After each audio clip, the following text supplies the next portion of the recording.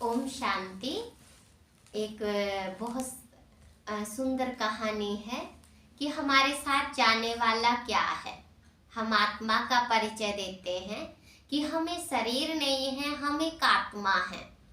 अब आत्मा के साथ जब जाएगी शरीर को छोड़ के, तो क्या साथ जाने वाला है। हम चाहे पाप करें चाहे पुण्य करें, हम कहते हैं ना कि गंगा स्नान करने से हमने जितने भी जीवन में पाप किए होंगे वो सब धुल जाएंगे। लेकिन नहीं, गंगा स्नान करने से तो काया निरोगी होगी, कोई रोग नहीं होगा। लेकिन जो भी हम पाप या पुण्य करेंगे वो हमारी आत्मा पे चढ़ता है, जो समय अनुसार हमें शरीर रूपी चोले को धारण करके और इस शरीर के द्वारा हमें वो कर्म भोगना पड़ता है, चाहे वो अच्छा हो, सुख का हो, चाहे वो दुख का हो।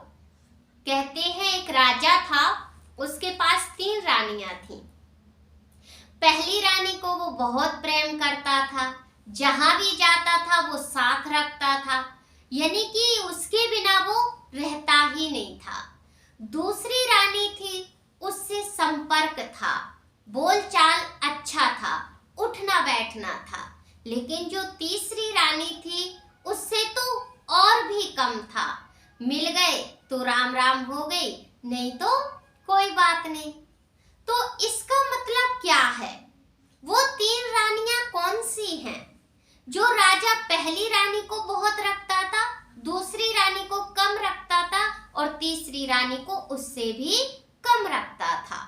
तो पहली रानी है, वो है हमारी संपत्ति, वो है हमारी गाड़ी बंगला दौलत, जिसके बिना हम कहीं जाते ही नहीं है। और आपको पता है, अगर आपके जेब में पैसे होंगे तो आप पानी भी लेके पी लोगे। आज तो ऐसा समय है कि फ्री में पानी भी नहीं मिलता, कहीं पर भी पैसे के बिना आप पानी भी नहीं पी सकते। तो जब तक हमारा जेब गरम नहीं होगी तो हम कैसे भ्रमण कर लेंगे, कैसे हम इधर उधर जाएंगे? तो वो है हमारी पहली रानी, जिस पैसे से हम बहुत प्रेम करते हैं, उसके बिना हम रहते ही नहीं हैं। दूसरी रानी हमारे संबंधी हैं, जैसे कहते ना, हम फलाने से बहुत प्रेम करते हैं, हम उसके बिना नहीं रह सकते हैं, चाहे वो पति पत्नी हो, चाहे वो भाई बहन हो, फिर चाहे वो हमारे माता पिता हो, कोई भी रिश्ता हो। लेकिन जब हम इस शरीर को छोड़ते हैं तो वो हमारे साथ नहीं जाते, यानी कि हम इस संसार में हैं, यही हमें एक दूसरे के साथ बहुत प्रेम से रह के, और जैसे कहते हैं अकेले आए थे और अकेले जाना है। और हमारी जो तीसरी रानी है वो हमारे कर्म है, कि सच में हमारे साथ जाने वाला क्या है, हमारे कर्म है।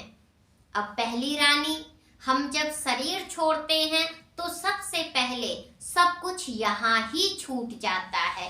फिर चाहे हमारे पास सोने की अंगूठी हो, चाहे चैन हो, चाहे जेब में पैसा हो, सबसे पहले हम लोग उसी को ही निकालते हैं।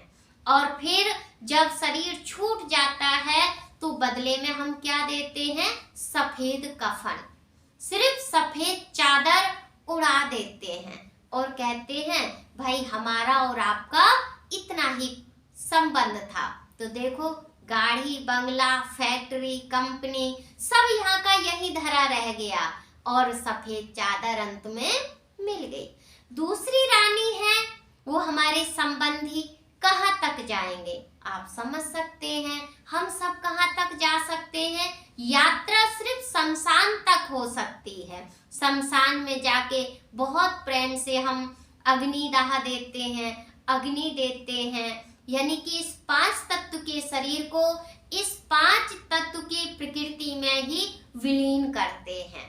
बस वहां तक गए, जो हमारा श्रद्धा भाव था वहां अर्पित किया, और जब हम वहां से वापस आते हैं तो हम नीम का पत्ता अवश्य तोड़ते हैं।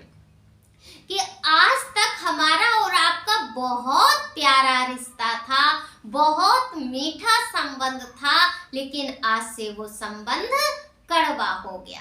तो अब आप सोच सकते हैं हमारा संबंध किससे था?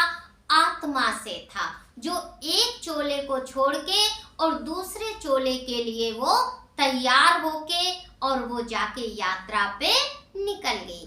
तो ये है हमारे प्यारे सगे संबंधी। इसमें हमें ये शिक्षा मिलती है कि हमें सभी के साथ बहुत प्रेम से रहते हुए परमात्मा को याद अवश्य करना है, क्योंकि काम परमात्मा ही आएंगे हमारे संबंधी भी, लेकिन हमें परमात्मा का भी ध्यान अवश्य करना है।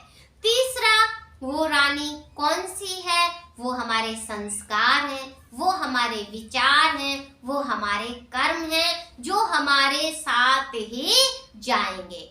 इसीलिए आप देखो, कोई भी बच्चा जन्म लेता है, जन्मते ही बीमार होता है। कोई बच्चा जन्म लेने से गरीब घर में आ जाता है, तो कोई बच्चा जन्म से अमीर घर में पहुंच जाता है। ये हमारे कर्मों की कहानी है कि जितना हम श्रेष्ठ और अच्छा कर्म करेंगे, उसी अनुसार से आने वाले टाइम में हमें परिवार अच्छा मिलेगा। आज हम किसी से भी कर्ज ले लेते हैं, फिर हम देने की कोशिश नहीं करते, हमें लगता है कि अब ये सब हमारा हो गया, लेकिन नहीं। अगर हम अगला जन्म आपके घर में ले लेंगे और वो कर्ज हम फिर चाहे बीमारी के रूप से चुकाएं, जैसे बच्चे बीमार हो जाते हैं तो हमें कितना रुपए लगाना पड़ता है, इलाज कराना पड़ता, और फिर आत्मा फिर भी शरीर छोड़ के चली जाए तो हमें क्या मिलता है? कुछ भी नहीं मिलता। कहते धन भी गया और संबंध भी गया। इसीलिए परमात्मा सिखाते हैं कि हम आत्मा हैं, अजर अमर अविनाशी हैं। आत्मा को ना कोई जला सकता, ना मार सकता, ना काट सकता, और ना कोई उसे गला सकता है। तो सारा खेल जब आत्मा का ही है, तो क्यों ना हम उसको सत्य को पहचाने, जिसे हम प्राण कहते हैं, जिसे हम ऊर्जा कहते हैं, जिसे हम शक्ति कहते हैं, जिसे हम आत्मा कहते हैं, जो ये पूरे 5 तत्व के शरीर को चलाती है, जो आंखों द्वारा देखती है, कानों द्वारा सुनती है और मुख द्वारा बोलती है और हाथों द्वारा अपना कार्य करती है। तो हमें आत्म शक्ति की क्षमता को बहुत बढ़ाना है। सभी को प्रणाम। ओम शांति।